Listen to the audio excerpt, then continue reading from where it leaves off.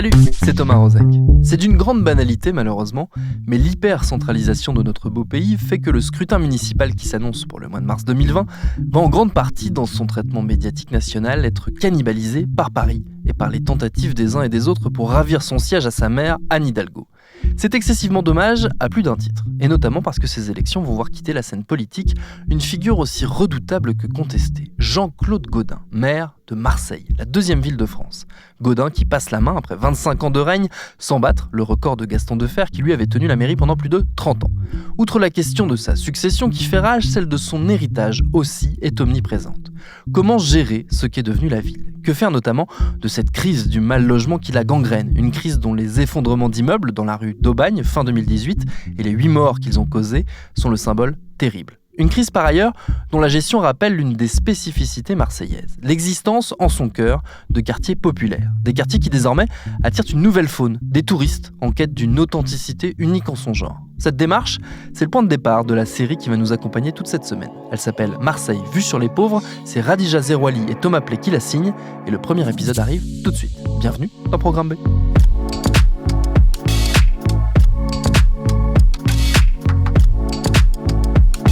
Je m'appelle Radija Zerouali, j'ai 23 ans, je suis journaliste et je viens du Sud.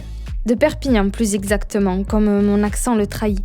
C'est l'une des rares villes de France où un quartier populaire se maintient encore au centre-ville, le quartier Saint-Jacques. Là-bas, pas de touristes et pas de restaurants hors de prix. Les pauvres restent entre eux et les immeubles s'affaissent dans l'indifférence générale. Quelle ne fut pas ma surprise quand cet été, je suis allée à Marseille, dans cet autre Sud, où le quartier populaire du centre-ville et lui traversait de balais de touristes. À Marseille, à Noailles précisément, c'est l'attrait touristique pour la pauvreté qui m'a d'abord marquée. Une cohabitation entre le luxe et les ruines qui nous interroge.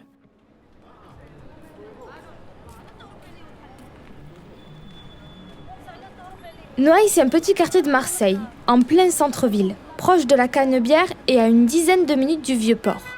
Le paradis, ou presque. Ce quartier, surnommé le ventre de Marseille, est aussi situé dans le 1er arrondissement, où près de la moitié de la population vit sous le seuil de pauvreté. Au-delà de la carte postale, la réalité sociale de la cité phocéenne est bien violente.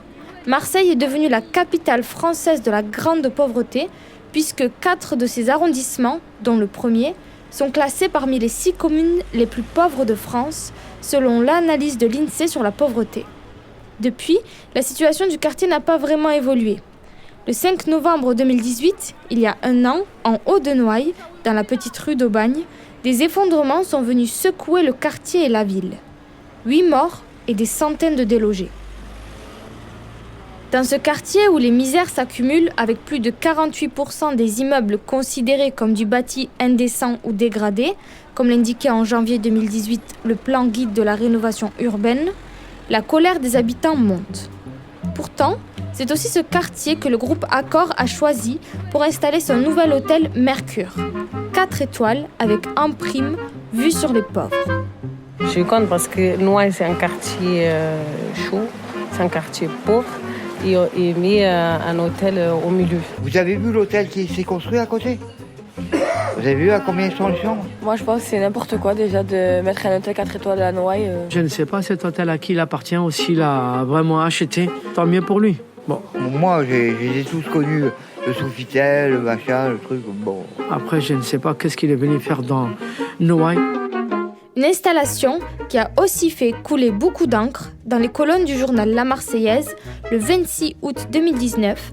Un article est titré « Dans le Noailles populaire, l'hôtel de luxe prend ses quartiers ». Une opposition symbole de 2 visions de Noailles. L'une, rêvée par la municipalité de droite, avide de haut de gamme pour redynamiser le centre-ville, et l'autre, vécue par les habitants d'un quartier populaire, meurtri par le drame de la rue d'Aubagne. Dans toutes les villes, on constate la même chose, une inversion de la spirale du déclin dès qu'un élément fort apparaît. Assuré de son côté Gérard Chénoz, adjoint au maire chargé des grands projets auprès de nos confrères de 20 minutes. Je me rends au Mercure Hôtel, 4 étoiles au cœur de la Canebière, juste avant le marché de Noailles. Les chambres sont à 120 € et dans la brasserie attenante, le brunch est à 35 €. On m'avait dit « tu verras, depuis le restaurant de l'hôtel, tu as une vue panoramique sur le quartier ». Moi, j'aurais plutôt dit une vue sur les pauvres. Depuis les canapés 4 étoiles, ceux qui mangeront ici auront donc une vue panoramique sur la Canebière, c'est-à-dire surtout sur le CEA, chaîne de magasins où tu as des t-shirts pour peu cher, des kebabs ou encore des boutiques de téléphonie mobile. Je redescends, je m'assois seule, je commande une salade niçoise et de ma table, j'ai vu sur le tarbouche, grillade et kebab. Je réfléchis au nombre de galettes falafel que j'aurais pu avoir pour le même prix si je n'étais pas venue ici, m'enfermer dans cette bulle de richesse. Des bouteilles de champagne baignent dans des bacs de glaçons estampillés champagne collé, et moi, je regarde amusés les badauds nombreux, en tout pas moins d'une quinzaine en moins d'une heure, qui devant la carte s'arrêtent et à la vue des prix, ont vite fait de quitter les lieux. 2 Marseillais rentrent d'un coup. Une entrée fracassante dans l'atmosphère chic du restaurant. Sacs en bandoulière et t-shirts délavés font tache avec les chemises et brochings de rigueur ici. L'un d'eux lance « Eh ben, vous êtes courageux de lancer ce genre de brasserie ici à Noailles ». L'autre acquiesce. La responsable du restaurant balbutie une réponse que je peine à entendre. Ils partent en se marrant. J'attrape mon micro au fond de mon sac. Je leur cours après, mais impossible de les retrouver. Entre midi et 2, les rues sont bondées. Je reviens sagement m'asseoir.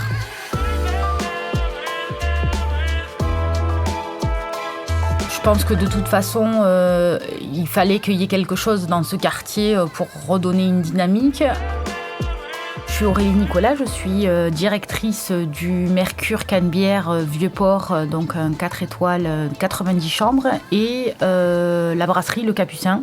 Voilà, une brasserie en plein centre-ville, sur la Canebière, puisque c'était vraiment le souhait des investisseurs d'être présents sur la Canebière et de redonner à cette artère de la ville sa réputation d'il y a quelques années. C'était quoi sa réputation d'il y a quelques années ? On dit toujours que de toute façon, c'est une des plus belles avenues du monde. Donc, moi, j'entends les anciens nous dire, voilà, nous, quand on venait prendre un sirop sur les terrasses de la Canebière avec nos parents ou nos grands-parents, c'était la sortie, l'événement, quoi.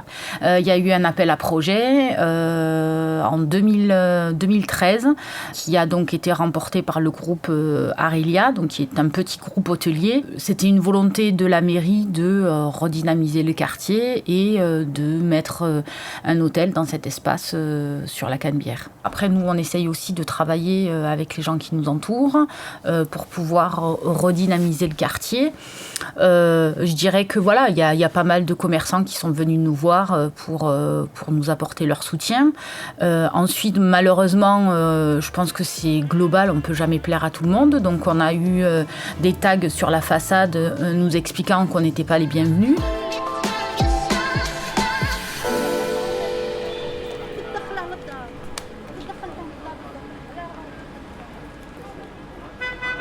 Je m'appelle Aliane.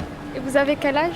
J'en ai 45 ans. Vous me disiez vous habitiez ici à Noailles, mais depuis on ne vous a pas relogé depuis qu'il y a eu les effondrements de la rue de Bagne. Oui.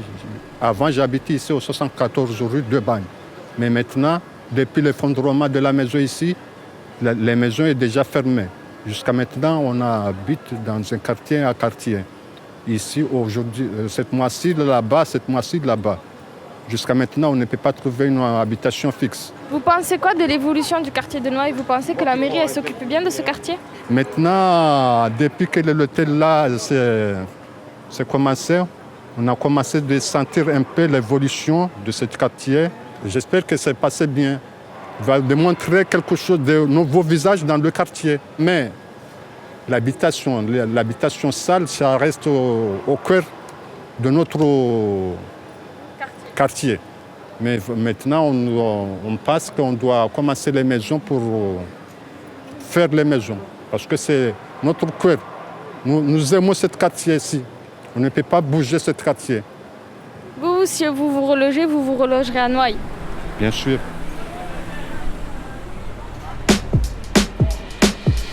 Après, je pense que de toute façon, oui, comme je vous dis, on ne peut pas plaire à tout le monde. Qu'est-ce qui avait marqué sur les tags Peut-être pas les bienvenus. Oui, voilà, globalement, c'est un peu ça, en référence à ce qui s'est passé sur la rue d'Aubagne. Après, moi, je ne fais pas partie de la mairie. J'ai envie de dire que, c'est des choses qui... Moi, je suis directrice d'hôtel. Nous avons embauché une 30aine de personnes, plus toute la sous-traitance qui travaille avec nous sur l'établissement. Est-ce que vous pensez que le quartier va encore changer dans les années à venir ? Je ne suis peut-être pas le placé pour répondre à cette question. Moi, je pense que oui, ça va évoluer parce que je pense que c'est un désir global du quartier et que les gens ont envie... aujourd'hui, quand vous avez des touristes qui viennent ou quand le quartier de Noailles est mentionné dans des guides touristiques, c'est pas négligeable pour des commerçants d'avoir une clientèle internationale ou française qui vient et qui a envie de visiter autre chose que le Vieux-Port. En tout cas, moi, je vois pas de côté négatif là-dedans.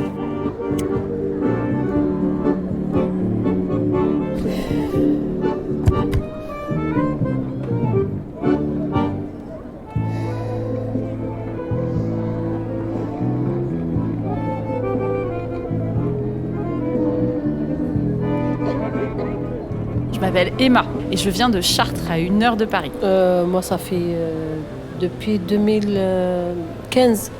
D'accord. Ouais. Et avant, vous habitiez où ? À Nice. Et je viens à Marseille en vacances. J'ai découvert pas mal au mois d'octobre, parce qu'on a des amis qui sont installés ici. Donc, on a vécu avec des gens qui vivent à Marseille. Nous, on ne veut pas être touristes, on veut vivre un peu comme les gens. Et donc, mes amis habitaient près du Prado, c'était assez chic. Et pour acheter, parce que c'est un peu cher, Marseille quand même, ils ont acheté dans le quartier Baille-Conception. Et là, on a découvert un autre quartier, une autre façon de vivre, et on aime beaucoup aussi. Moi, avant que je m'arrive à Marseille, tout le monde il m'a fait peur. Tout le monde il m'a conseillé que je ne vienne pas à Marseille. Surtout une femme seule ici, c'est... Alors, je ne sais pas s'ils sont pauvres, mais en tout cas, moi, j'aime bien le terme de populaire. Alors, déjà, il y a comme moi, je fais mes courses, il y a des mamans, des mères de famille, tous les milieux, on est toutes là. On sent que c'est des quartiers qui décollent. Par exemple, voilà, nos amis, ils ont acheté dans ces quartiers-là, ils ne peuvent pas acheter ailleurs. Donc, par définition, c'est des quartiers vivants et habités. Moi, je n'avais pas envie d'aller dans un endroit aseptisé. Qu'est-ce qu'il est bien dans ce quartier ? C'est un quartier, même un pauvre, il peut vivre. Même pour quelqu'un qui est, par exemple, comme moi, j'ai que 600 € par mois, je peux vivre. Moi, mon grand-fils qui est là, mon fils aîné, il est fan d'une série qui s'appelle Marseille, donc que j'ai pas regardé, mais lui, il avait un peu ce prisme-là. Et une femme étrangère, c'est pas bon ici à Marseille. Je conseille personne, surtout dans ce quartier. Tout ce que j'ai entendu sur Marseille, c'est la réalité, qu'est-ce que je vois. Parce que j'ai habité ici 2 ans, à cause de voisins que je suis partie, j'arrive pas. Et vous en faites quoi ? Ils m'embêtent parce que je suis seule, c'est une femme arabe, elle est toute seule.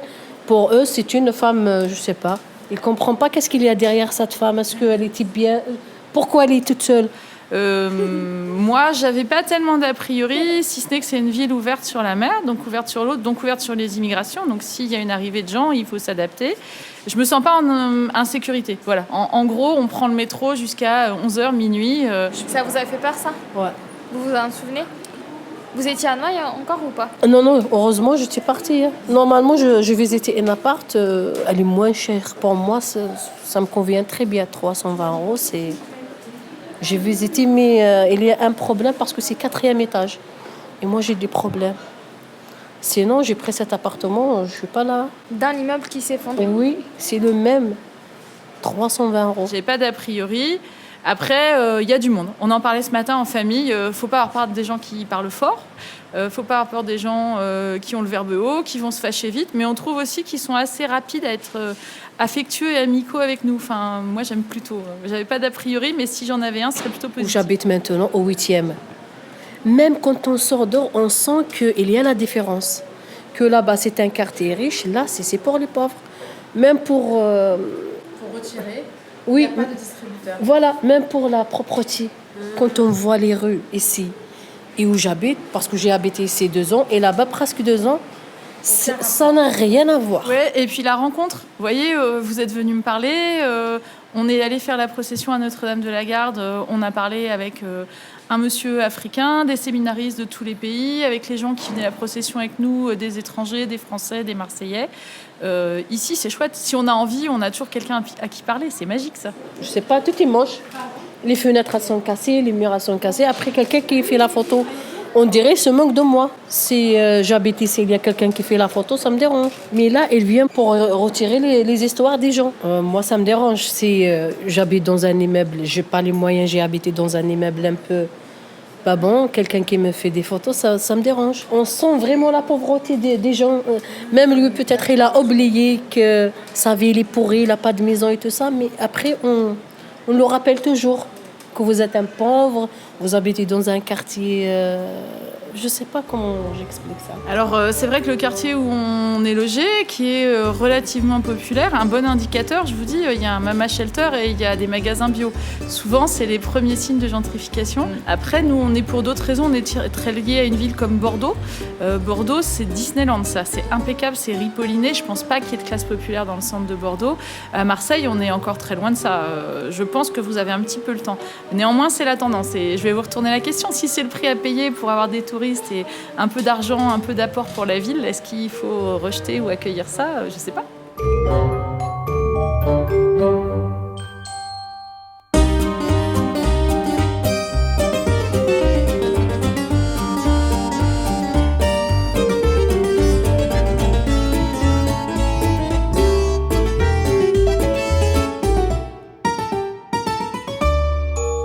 Emma et Linda, les deux femmes que vous venez d'entendre, je ne les ai pas rencontrées n'importe où. Je les ai toutes les deux vues pour la première fois dans un petit salon de thé niché en haut d'une vieille quincaillerie, un monument de Marseille, la Maison Empereur. Présente depuis plus de 2 siècles, l'Empereur s'est transformé à la même vitesse que le quartier. D'une petite quincaillerie familiale à une boutique musée. Pour le prochain épisode de Marseille vue sur les pauvres, on y retournera pour parler de cette nouvelle forme de tourisme, mais aussi de l'impact qu'a eu le drame de la rue d'Aubagne sur le quartier et son image.